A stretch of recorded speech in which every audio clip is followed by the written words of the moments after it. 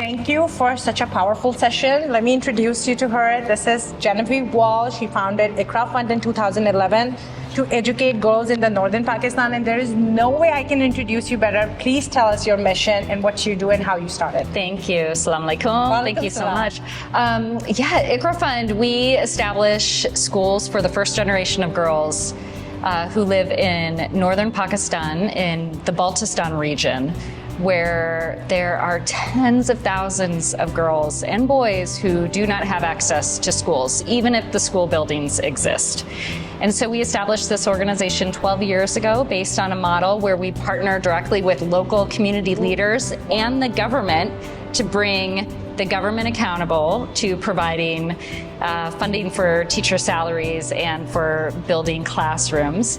And we're bringing community leaders to that table as well. And historically, they've never really trusted each other or come to the table together. And so the government hasn't been held accountable to provide them with the schools and the teachers they need, and the communities haven't really stepped up and asked the government. But we've built the trust with those community leaders.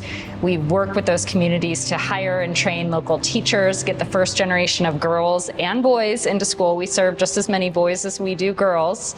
And then over the first few years, we work with the community leaders and train them to be able to come to the government and say, hey, we have 264 students, K through 6 in our primary school in this village, and Iqra Fund right now is the only organization hiring teachers. You know, you please provide us with some teachers. And the government's been stepping up. They've been building classrooms and hiring teachers. And right now, the government support is coming up and really taking on a lot of the load that we've been carrying as we plan to expand into the future. That's a very commendable combination of bringing government and everybody else together. And I know it's such a hard calling, and at this conference, I would definitely want to know that how do you stay on path to a calling which is very different and very challenging? What is that?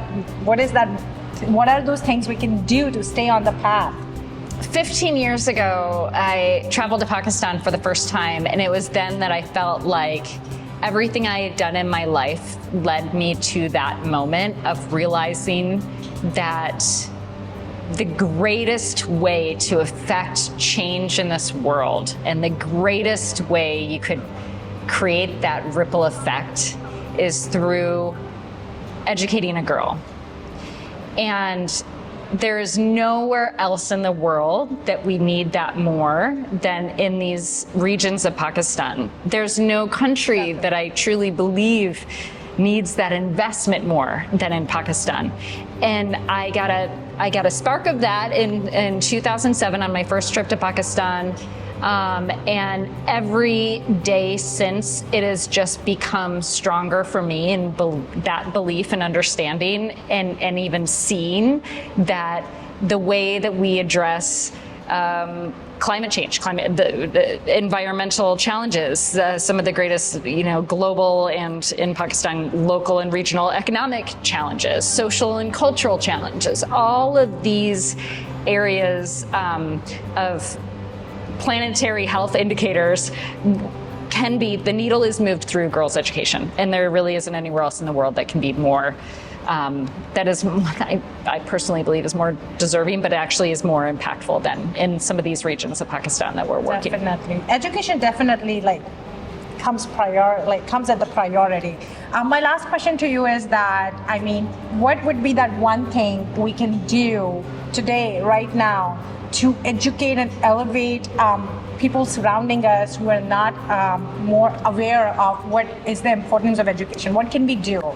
Oh boy, I think that we really just need to continue to look to our youth and provide them the platform to speak and listen, and really understand how can we better support this next generation of leaders to tackle the challenges that we see are coming. Right. And we need to do this globally. We need to do it here in the Silicon Valley, throughout the US, really involving our youth and our teachers, and at the community level, what does this next generation need? That's what we're doing in Pakistan. Right. We are asking these girls and boys and these communities from the youth on up, what do you need to be prepared? Because you are taking on some big responsibilities and challenges in the coming years as you're taking on a leadership role as this next generation. Right. And that's where we really need to look.